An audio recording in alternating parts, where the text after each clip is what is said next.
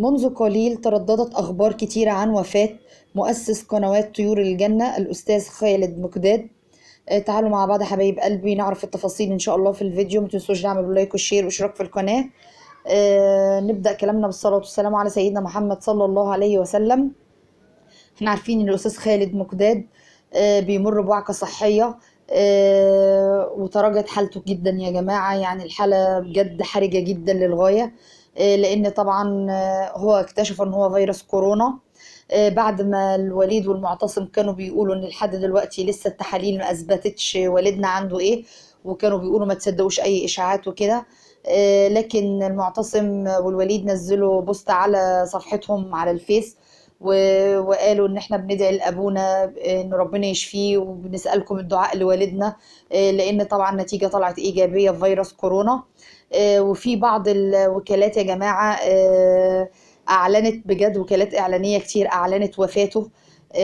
فطبعا احنا مش عارفين هل الخبر ده حقيقه ام اشاعه، لان وكالات كتيره جدا اعلنت وفاه الاستاذ خالد مقداد. لعل يا رب يكون الخبر اشاعه ان شاء الله، وربنا يشفيه الاولاد، اللهم امين يا رب. شفاء لا يغادره سقما ان شاء الله يا رب.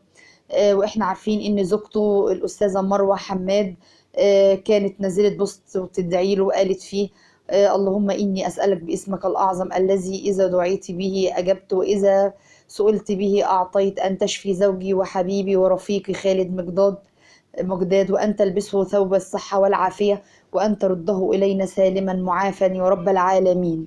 ويا من لم يعجزك لا شيء في الأرض ولا في السماء. يعني إن في أخبار أكدت وفاته، لكن الوليد طبعا يا جماعة قال إن عائلة مقداد في الداخل والخارج في الداخل والخارج بتؤكد أن الأستاذ خالد مقداد إن حالته يعني في تحسن ويتماثل للشفاء. يعني بيقولوا ما تصدقوش اي خبر عن وفاته، ان الاخبار اللي بتتداول وفاته غير صحيحة. وان الاستاذ خالد ان شاء الله باذن الله هو حالته باذن الله هتستقر، لان هو حاليا دلوقتي يا جماعة الحالة ساءت اكتر من الاول، وان هو في حالة حرجة حاليا. طبعا الكلام ده كلام الاطباء وكلام وكالات اعلانية كتيرة. فربنا يا رب يشفيه. الإنسان ده كان خير جدا، ربنا يا رب يشفيه ويرجعه سالم غانم لأولاده وزوجته يا رب. خير جدا أستاذ خالد مقداد يا جماعة. عمل حاجات جميلة جدا في حياته، إن شاء الله تشفع له بإذن الله في مرضه ويقوم بإذن الله بالسلامة إن شاء الله.